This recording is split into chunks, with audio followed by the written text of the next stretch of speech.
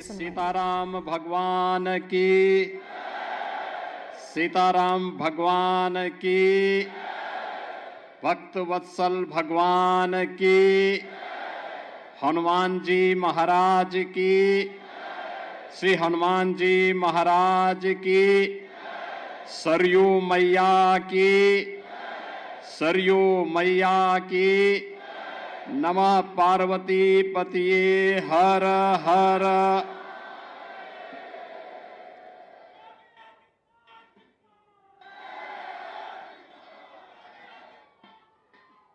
प्रतिष्ठा द्वादशी के आज के इस पावन आयोजन में मंच पर उपस्थित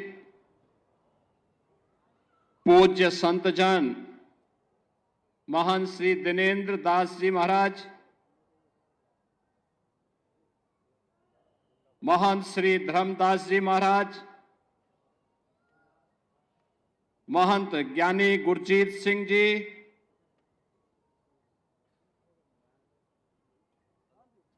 श्री राम जन्मभूमि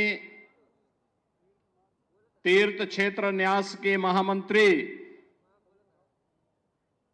सम्मानित श्री चंपत राय जी, विश्व हिंदू परिषद के हमारे केंद्रीय पदाधिकारी माननीय श्री दिनेश जी, उत्तर प्रदेश सरकार के मंत्रिमंडल के मेरे सहयोगी प्रभारी मंत्री अयोध्या श्री सूर्य प्रताप शाही जी,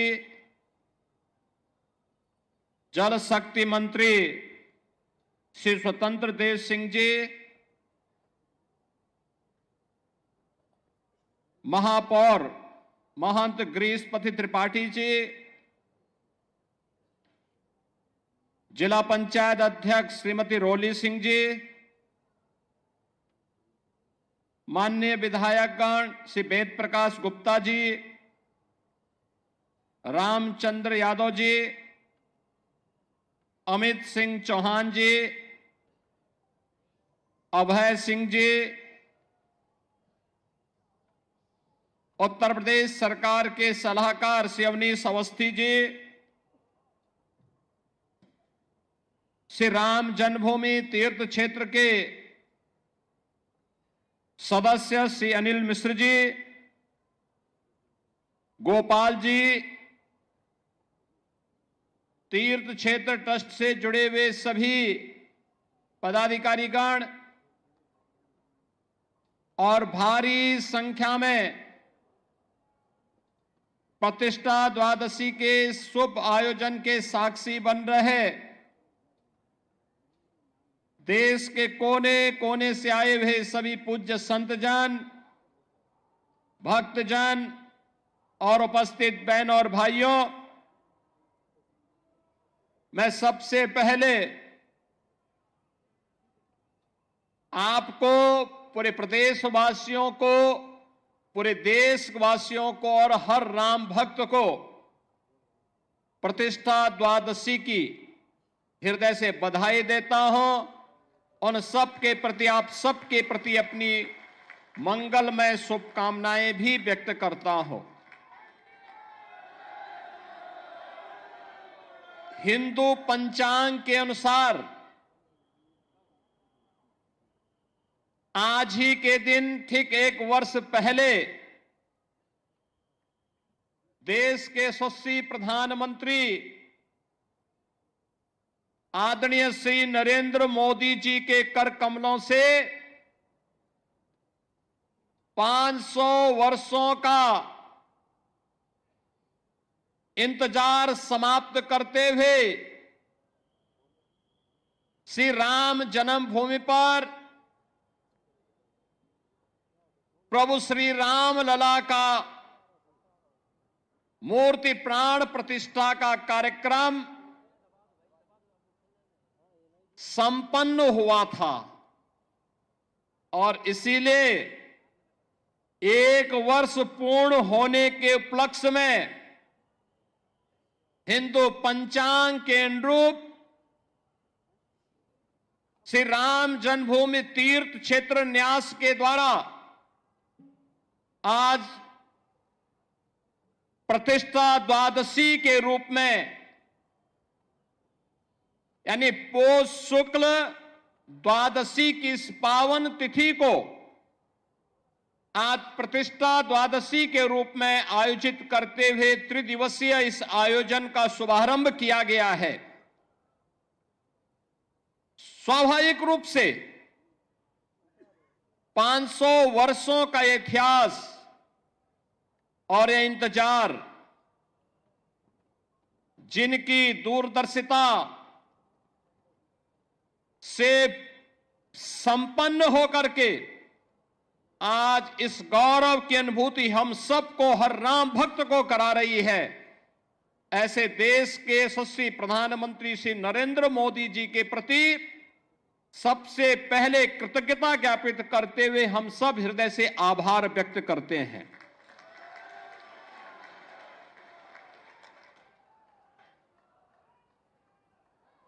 बहनों और भाइयों,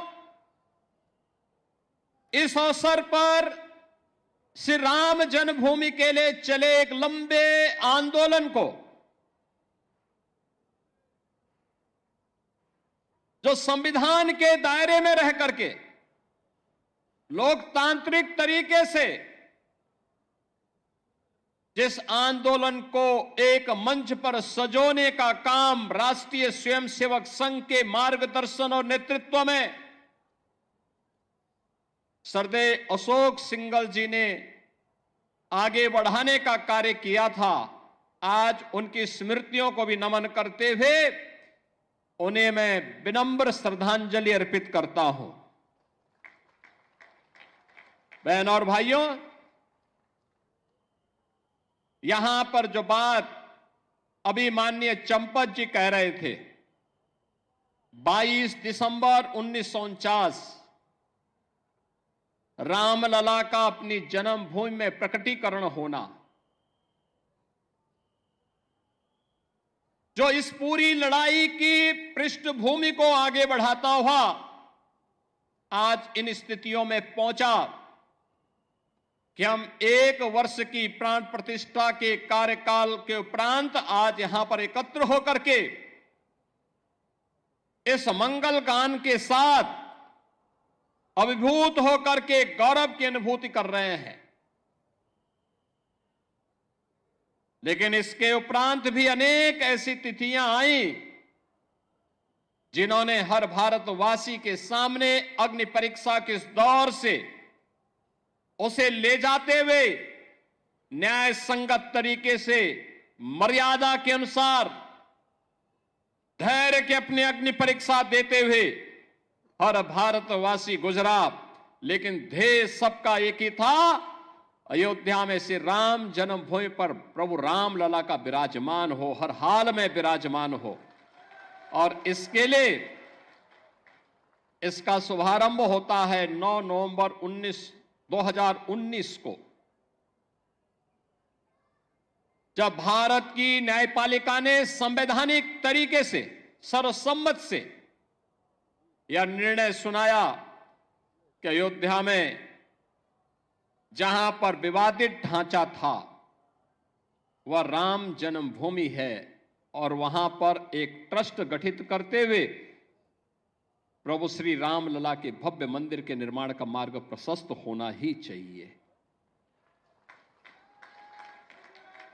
बहनों और भाइयों, यह कार्य संपन्न होने के उपरांत 5 अगस्त 2020 को इसी अयोध्या धाम में आकर के देश के यशस्वी प्रधानमंत्री श्री नरेंद्र मोदी जी ने आकर के प्रभु श्री राम लला के भव्य मंदिर के कार्यक्रम का शुभारंभ किया और उसके उपरांत 22 जनवरी 2024 अगर हिंदू पंचांग के अनुसार हम देखें तो पौष शुक्ल द्वादशी के दिन, आज ही के दिन आदरणीय प्रधानमंत्री जी ने देश भर से आए हुए हर तबके के नेतृत्व वर्ग की उपस्थिति में, पूज्य संतों के सानिध्य में 500 वर्षों का इंतजार समाप्त करते हुए रामलला को उनकी जन्मभूमि में प्रतिष्ठित कराने का काम किया था। रामलला का प्राण प्रतिष्ठा का एक कार्यक्रम संपन्न होने के उपरांत लाखों की संख्या में श्रद्धालुजन अयोध्या धाम में पधार रहे हैं। एवरेज अयोध्या का प्रतिदिन अयोध्या में 1.5 से 2 लाख श्रद्धालुओं का आगमन अयोध्या धाम में हो रहा है। 1 से 1.5 लाख राम जन्मभूमि में दर्शन कर पाते हैं। बहुत सारे लोग अन्य धामों में दर्शन करते हुए कुछ इंतजार करते हैं, कुछ जाते हैं, फिर अन्य कार्यक्रमों के बाद फिर आयोजन में भागीदार बनते हैं। आज अयोध्या जिस रूप में हम सबके सामने है, आपने देखा होगा, यह अवसर हम सबके लिए किस रूप में आया। किसी ने सोचा था अयोध्या के बारे में? कोई सोचता था 1 वर्ष पहले, 5 वर्ष पहले, 10 वर्ष पहले कोई सोचता था कि हमारा अयोध्या दी इस रूप में इसका अधिकारी है, इसको यह अधिकार प्राप्त होना चाहिए। 2014 के पहले, 2017 के पहले इस अयोध्या में बिजली भी नहीं मिलती थी। 3 से 4 घंटे बामुश्किल बिजली। स्वच्छता की कोई कहीं अता पता नहीं था। राम जी की पेड़ी में वहीं पर सरयू जी का जल सड़ता रहता था। हजारों वर्ष पहले लंका पर विजय प्राप्त करने के उपरांत भगवान श्री राम पुष्पक विमान से अयोध्या धाम पधारे थे और हजारों वर्षों के बाद भी विज्ञान जब इतना प्रगति कर चुका है, तब भी अयोध्या में कोई एयरपोर्ट नहीं था जहां पर कोई फ्लाइट लैंड कर सके। लेकिन आज अयोध्या के पास अपना इंटरनेशनल एयरपोर्ट है। अयोध्या की सड़कें त्रेता युग का स्मरण करा रही हैं। 4 लेन, 6 लेन की सड़कें,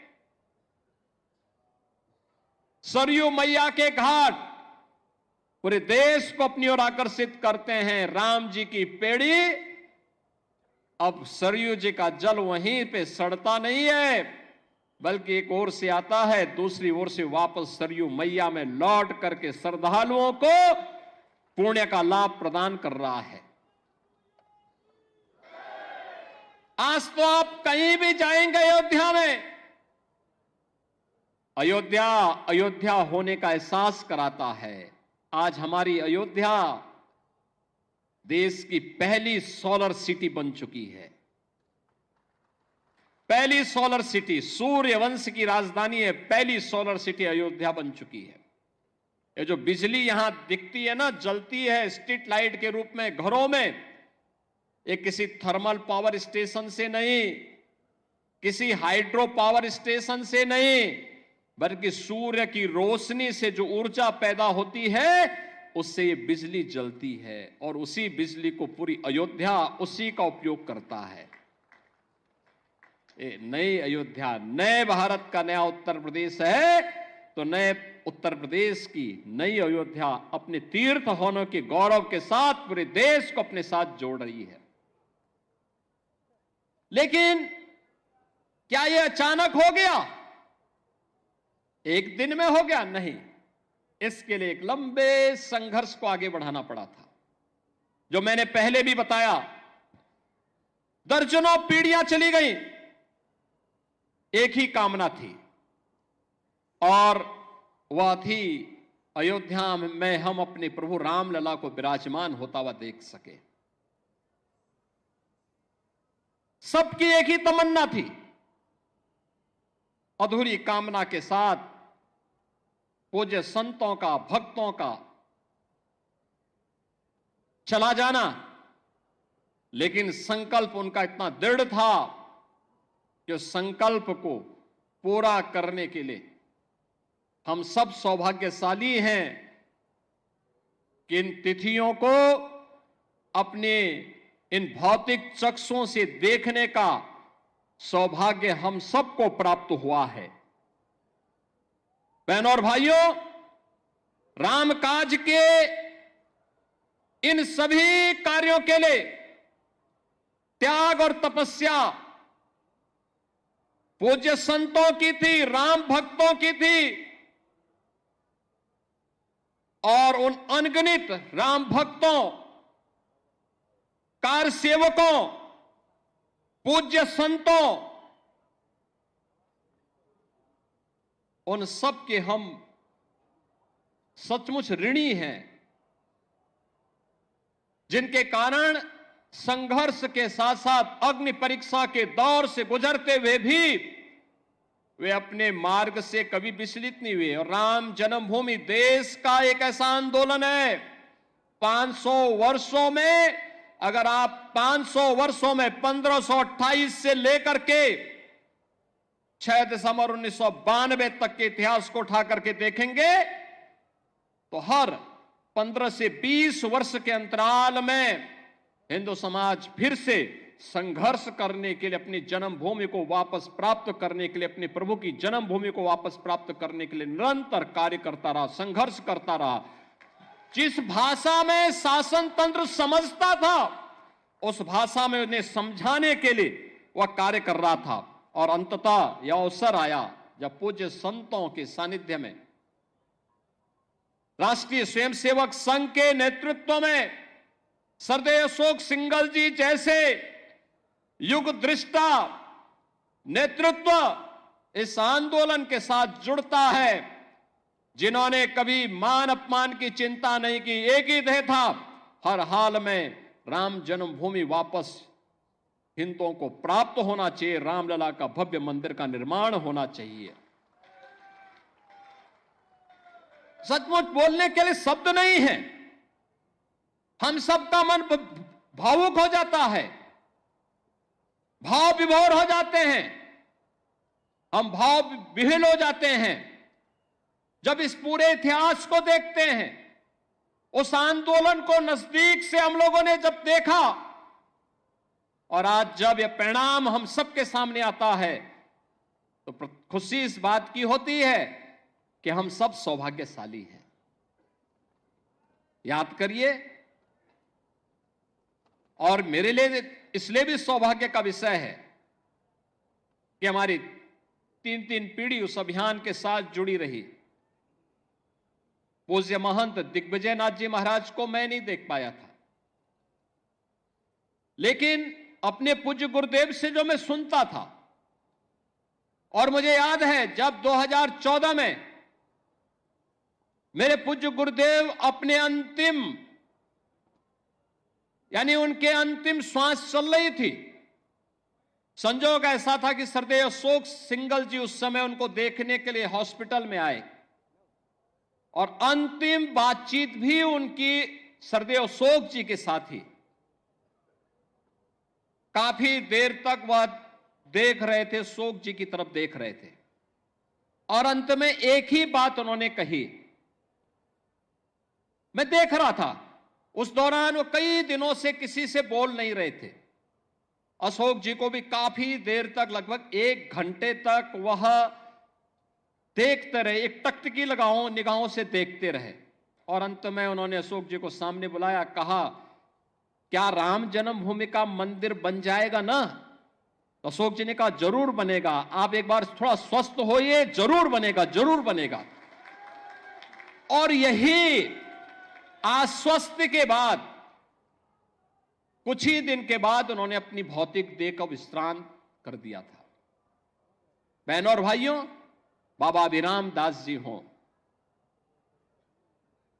पूज्य परमहंस रामचंद्र दास जी महाराज रहे हों, शंकराचार्य की परंपरा रही हो, रामानंदाचार्य की परंपरा रही हो, रामानुजाचार्यों की परंपरा रही हो, पूज्य संतों की एक अविरल परंपरा रही हो, या फिर राष्ट्रीय स्वयंसेवक संघ से जुड़े हुए यशस्वी नेतृत्व का ये पूरा अनवरत सिलसिला चलता रहा, लगातार चलता रहा। और आज हम सब यहां पर इस बात का एहसास कर रहे हैं कि राम जन्मभूमि के लिए जो ये आंदोलन चला था, आज वो एक सार्थक लक्ष्य की ओर आगे बढ़ते हुए किस रूप में जा रहा। जो भी अयोध्या आता है, कोई भी आता है, दुनिया के अंदर कोई भी आता है, वह व्यक्ति अभिभूत होकर के जाता है। जिसने 5 वर्ष पहले, 10 वर्ष पहले अयोध्या देखी होगी, आज जब अयोध्या आता तो उसको पहचानने में कठिनाई होती। कहता वाह, अयोध्या तो अब त्रेता युग का एहसास करा रही है। और हम कह सकते हैं अभी 1 साल 2 साल और देखें, जब ये पूरा परिसर, राम जन्मभूमि का पूरा परिसर अपने भव्य रूप में आएगा तो दुनिया का सुंदरतम नगर के रूप में, सबसे आध्यात्मिक, सबसे धार्मिक, पुरी के साथ साथ धाम के रूप में, दुनिया की सबसे वैभवशाली नगरी के रूप में हमारा अयोध्या धाम विकसित होने जा रहा है, उस ओर आगे बढ़ रहा है। श्री राम जन्मभूमि तीर्थ क्षेत्र न्यास ने पिछले 4 वर्ष के दौरान न दिन देखा, न रात देखा, न धूप देखी, न बरसात देखी। सबकी परवाह, किसी की भी परवाह किए बगैर केवल एक ध्येय के साथ कि रामलला की प्राण प्रतिष्ठा के कार्यक्रम के साथ जुड़ने के साथ ही मंदिर को भव्य स्वरूप देकर के कोटि कोटि राम भक्तों के अनुरूप यहां पर उस प्रकार की व्यवस्था देना, और उसके लिए न्यास निरंतर अहर्निश लग करके उसके लिए कार्य कर रहा है। बहनों और भाइयों, भक्तों की इच्छा के अनुरूप भले ही वहां पर सुविधाओं को आगे बढ़ाने का काम जिस मजबूती के साथ चल रहा है, पूरा परिसर एक बार भव्य रूप में आ जाएगा तो सचमुच सनातन धर्म के धार्मिक स्थलों को किस रूप में भव्य होना चाहिए, वह दृश्य श्री राम जन्मभूमि का यह भव्य मंदिर सनातन धर्म के सभी स्थलों के लिए एक नई प्रेरणा का केंद्र बिंदु बनने वाला है। और उसके लिए हम सबको अपने आप को तैयार करना। आज का जब हम यहां पर प्रतिष्ठा द्वादशी के अवसर पर आए हैं तो बहनों और भाइयों, हमारे सामने बहुत सारे लक्ष्य हैं। एक चीज हम सबको इस बारे में ध्यान रखना होगा, और वह इस बात को लेकर के रखना होगा कि किन कारणों से, वे कौन सी परिस्थितियां थी कि समाज बटा हुआ था और हमारे पूज्य आराध्य देव स्थल अपमानित हो रहे थे। अगर हम जाति के नाम पर और तमाम अन्य वादों के आधार पर विभाजित रहेंगे तो इस प्रकार की अपमानजनक स्थितियों का सामना हम सबको निरंतर करना पड़ सकता है। और इसलिए आज की आवश्यकता वही है जो न केवल हमारे वर्तमान को बल्कि भविष्य को भी सुरक्षित रख सकता है। उस एकता के सूत्र में बांधने के लिए, राष्ट्रीय एकात्मता के लिए कार्य करने के संकल्प के साथ जब हम जुड़ेंगे, याद रखना, राष्ट्रीय एकात्मता की कड़ी मजबूत होगी, सनातन धर्म भी मजबूत होगा, देश भी मजबूत होगा, हम सब भी मजबूत होंगे। लेकिन अगर हमारा देश कहीं किन्हीं कारणों से आपस में ही विभाजित होकर के कमजोर होगा, जातीयता की खाइयां चौड़ी होंगी, क्षेत्र और भाषाई आधार पर हम विभाजित होंगे, तो इसका खामियाजा सबसे पहले हमारे पूज्य धर्म स्थलों को ही भुगतना पड़ेगा, बहन और बेटियों को ही भुगतना पड़ेगा। उस प्रकार की स्थिति हम सबके सामने दोबारा न होने पाए, यह एक नया संकेत भी द्वादश प्रतिष्ठा का यह आयोजन हम सबको, प्रतिष्ठा द्वादशी का यह कार्यक्रम हम सबको इस नई प्रेरणा के साथ आगे बढ़ने के लिए प्रेरित कर रहा है। और इस अवसर पर मैं आप सबसे यही आह्वान करूंगा, मैं एक यही आह्वान करूंगा कि प्रतिष्ठा द्वादशी हम सबको राष्ट्रीय एकात्मता को मजबूती प्रदान करने के लिए आह्वान कर रही है। और प्रधानमंत्री मोदी जी ने प्राण प्रतिष्ठा समारोह के दिन, आज के ठीक 1 वर्ष पहले, देशवासियों से यही आह्वान किया था कि राम तो हमारे लिए राष्ट्र के प्रतीक हैं। राम है तो राष्ट्र है, और राष्ट्र है तो राम है। दोनों को अलग करके नहीं देखा जा सकता है, दोनों एक दूसरे के पूरक हैं। उत्तर से दक्षिण तक, पूरब से पश्चिम तक, इन्हीं आराध्य देवों के कारण आज वर्तमान भारत है। और इस नए भारत को आज जिस दिशा में प्रधानमंत्री मोदी जी के नेतृत्व में आज आगे बढ़ाया जा रहा है, इसके लिए हम सबकी जिम्मेदारी बनती है कि हम सब उस अभियान का हिस्सा बने, उस अभियान का हिस्सा बने। याद रखना, सत्य को अधिक दिनों तक कोई धुंधला करके नहीं रख सकता है। सत्य एक दिन सबके सामने उजागर होगा, और सत्य का उजागर होना ही अयोध्या में राम जन्मभूमि पर प्रभु रामलला के भव्य मंदिर के निर्माण के रूप में हम सबके सामने सत्य के रूप में देश और दुनिया देख रही है। राम जन्मभूमि में प्रभु राम का यह भव्य मंदिर का निर्माण दुनिया में दबी कुचली सभ्यता और संस्कृति के लिए एक नया संदेश भी है। लोकतांत्रिक तरीके से, संविधान सम्मत तरीके से भी अपने अधिकार लिए जा सकते हैं।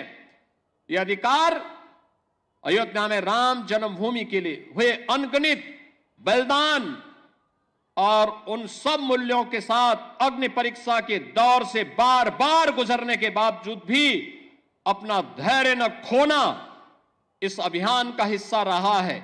हम सब निरंतर इस पथ के अनुगामी बनेंगे, इस विश्वास के साथ। परसों से प्रयागराज की धरती पर महाकुंभ का भी आयोजन होने जा रहा है, और प्रयागराज में भी जैसी सुविधा अयोध्या धाम में है, ऐसी भव्य सुविधा प्रयागराज में भी सबको प्राप्त होने वाली है।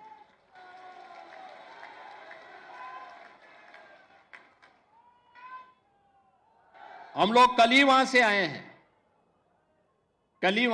हैं, पूरी व्यवस्था देख करके, अंतिम स्वरूप दे करके। और आप देखिए, कुंभ का मतलब, महाकुंभ का मतलब क्या होता है। देखिए, श्रद्धावान लभते ज्ञानम। आपकी श्रद्धा है तो बुद्धि, ईश्वरीय शक्तियां अपने आप दे देती हैं। और वही आज आपको वहां पर प्रयागराज में देखने को मिल रहा होगा। प्रयागराज में जिस रूप में एक बार फिर से महाकुंभ का आयोजन, जिस भव्यता के साथ, जिस दिव्यता के साथ, आस्था और आधुनिकता के संगम के रूप में प्रयागराज की धरती में देखने को मिल रहा है, मैं आप सबसे भी कहूंगा, एक बार जाकर के, त्रिवेणी में जाकर के, अयोध्यावासी तो मां सरयू का यहां पे स्नान करते होंगे, यहां पे मां सरयू का आशीर्वाद से यह कृपा तो उन पर बनी रहती है। संगम में जाकर के एक बार जरूर देखिएगा व्यवस्था कैसे होनी चाहिए, कैसे सिस्टम अपने आप पूरी व्यवस्था को आगे बढ़ाता है, और सनातन धर्म का गौरव कैसे आगे बढ़ेगा। इन सब का एक मूर्त रूप आपको वहां पर भी देखने को मिलेगा। इस अवसर पर मैं आप सबको आज प्रतिष्ठा द्वादशी की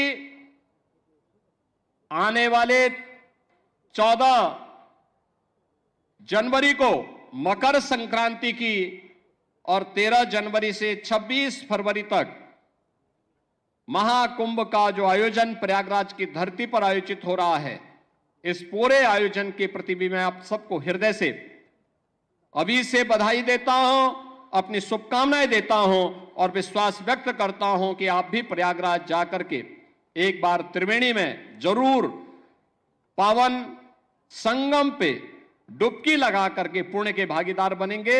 आप सबके प्रति मेरी मंगलमय शुभकामनाएं। श्री राम जन्मभूमि तीर्थ न्यास को आयोजन के लिए हृदय से धन्यवाद देते हुए अपनी वाणी को देता हूं विराम। मेरे साथ बोलेंगे जय जय सीताराम।